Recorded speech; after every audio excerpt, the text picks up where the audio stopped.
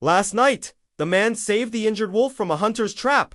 A desperate act of kindness in a land that knows none. But in this forest, nothing is ever truly safe. The sun may rise, but danger never sleeps. He kneels beside a small, crackling fire at the mouth of a cave. The wolf lies nearby, its breath shallow, a leg still wrapped in makeshift bandages torn from the man's own shirt. "Easy, boy," the man whispers, his voice a low rumble against the biting wind. "You'll be fine soon. Just rest." The wolf's eyes flutter open. A faint growl escapes its throat, not of anger, but of deep, primal confusion. He didn't know whether to trust this strange two-legged creature or to fear him as he had learned to fear all men. Days bled into one another, marked only by the rising and setting of the sun. A montage of moments began to bridge the gap between them. We see the man, bow in hand, tracking a rabbit through the dense undergrowth, his movements silent and practiced. Further back, from the shadows of the pines, the wolf watches, its intelligent eyes missing nothing. Its wounded leg is healing, and a cautious curiosity has begun to replace its fear. Slowly, tentatively, it starts to follow him on his hunts, always keeping a safe distance. Each day, that distance shortened, one step at a time. The wild heart of the beast began to trust the human soul. One evening, back at their cave, the man offers a piece of freshly cooked meat on an outstretched palm. The wolf hesitates, its nose twitching as it scents the offering, its gaze flickering from the meat to the man's face, searching for a sign of deception. Finally, with a cautious step forward, it takes the food. A slow smile spreads across the man's face, crinkling the corners of his eyes. "See? We're not so different after all." As night drapes its velvet cloak over the forest, the two sit near the fire, a silent understanding passing between them. Two solitary beings finding companionship in the vast, unforgiving wilderness. But peace in the wild is as fleeting as a morning mist. It never lasts long. A sudden rustle of leaves in the darkness makes the man look up sharply. The wolf's ears twitch, swiveling toward the sound. A low, guttural growl already building in its chest. They are not alone. From the edge of the firelight, figures emerge. Hunters, their faces grim and determined. "That's the beast we were tracking," one of them whispers, his voice a harsh rasp. "And he's with the man. Maybe the man's keeping it for the bounty?" Another speculates, his eyes glinting with greed. "Either way, we'll take them both. The pelt is worth a fortune."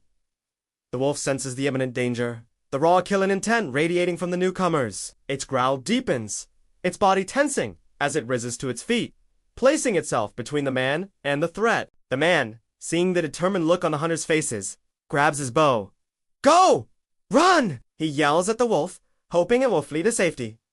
But the wolf refuses to leave. It stands firm beside him, its teeth bared in a fearsome snarl, ready to defend its new companion. The forest erupts.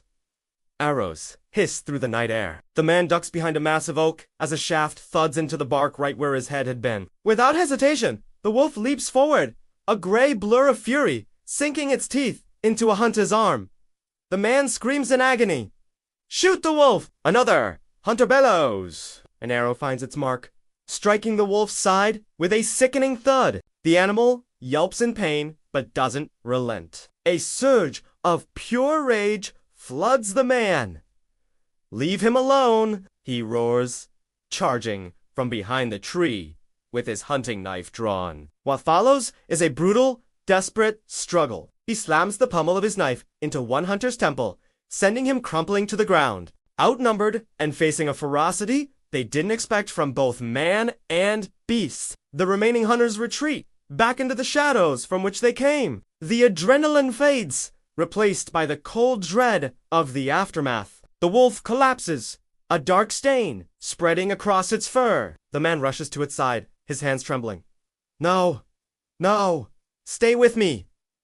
You saved me," he pleads, his voice cracking with panic. The wolf breathes in ragged gasps, its lifeblood seeping into the forest floor. Yet, it manages to lift its head and lick the man's hand to final, profound gesture of loyalty. In that moment, words were useless. Their bond was beyond language, forged in the crucible of pain, trust, and survival. The man frantically tears more cloth from his shirt, pressing it against the wound, trying to stop the bleeding. The wolf's eyes slowly close.